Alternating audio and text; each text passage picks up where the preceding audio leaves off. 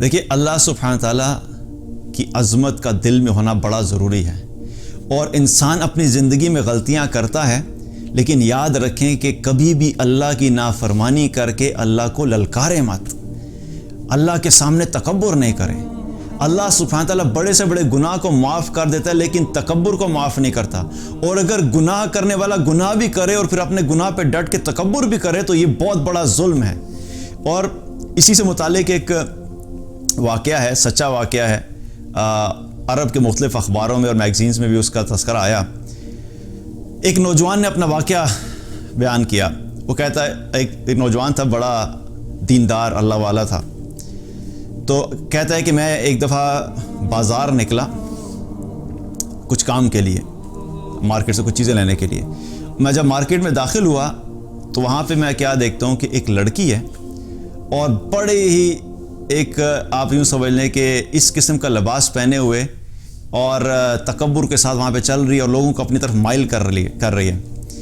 تو میں نے کہتا میری جب اس پہ نظر پڑی تو مجھے خیال آیا کہ یہ اگر اسی حال میں دنیا سے چلے گی تو اس کا کیا بنے گا۔ تو کہتا میں نے سوچا کہ میں جا کے بات کرتا ہوں۔ کہتا میں نے ہمت کی اور ہمت کر کے جا کے میں نے اس سے بات کی، اور میں نے جا کے کہا کہ سسٹر بات سنیے، آپ یہ جس حلیے میں پھر رہی ہیں، آپ سوچئے کہ اگر اسی حال میں ملک الموت آ گئے تو آپ اللہ کے سامنے کیا منہ لے کے جائیں گی۔ اب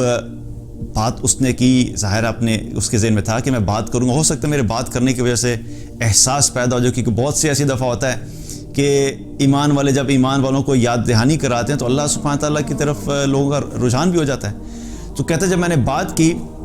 تو میں نے سوچا شاید اللہ تعالیٰ دل میں ڈال دے، تو میری بات سنتے ہی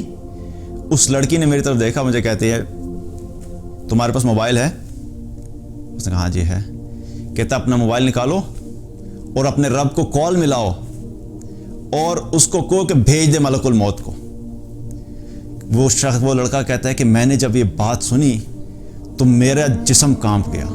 اور مجھ پہ ایسا خوف طاری ہوا کہ یہ نہ ہو کہ ابھی زمین پھٹے اور اس کے ساتھ میں بھی یہاں پہ دھنس جاؤں۔ اور یاد رکھیے کہ جو شخص اللہ کو جانتا ہے، اللہ کے دین کو جانتا ہے، جس نے قرآن پڑھا ہوا ہے، جو اللہ کی عظمت کو جانتا ہے، اللہ کے غضب کو جانتا ہے، اللہ کے غصے کو جانتا ہے، اللہ کی طاقت کو جانتا ہے، تو جو جاننے والا ہوتا ہے نا اس کے لیے بہت بڑی بات ہوتی ہے۔ اور جس شخص نے یہ پڑھا ہو کہ جتنی قوموں نے بھی تکبر کیا، جتنے لوگوں نے بھی اللہ کو للکارا، جتنے لوگوں نے بھی اللہ کی نافرمانی کر کے اللہ ہی کو چیلنج کیا، ان کا کیا حال ہوا۔ جو یہ جانتا ہو کہ قوم نوح نے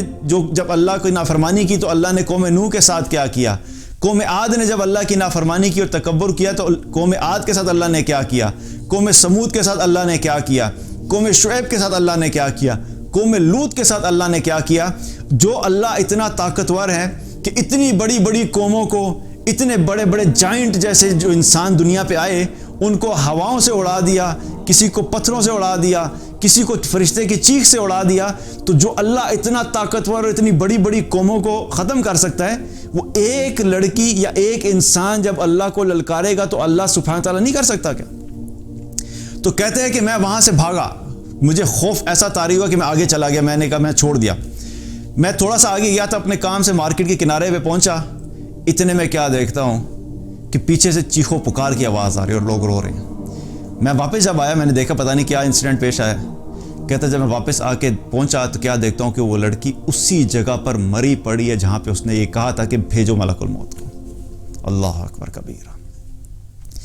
کہتا جب میں نے اس کو اس حال میں دیکھا تو میں وہاں سے پھر رک نہیں سکا، اور پھر میں وہاں سے بھاگا،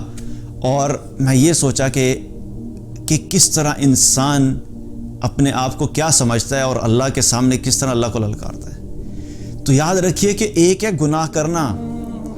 اور گناہ ہونے کے بعد اس گناہ پہ قائم ہو جانا، اور پھر تکبر کرنا، اور پھر اللہ ہی کو للکارنا شروع کر دینا، یہ بہت بڑا ظلم ہے۔ اور انسان کبھی کبھی شیطان کے ایسے وسوسوں میں آ جاتا ہے اور ایسے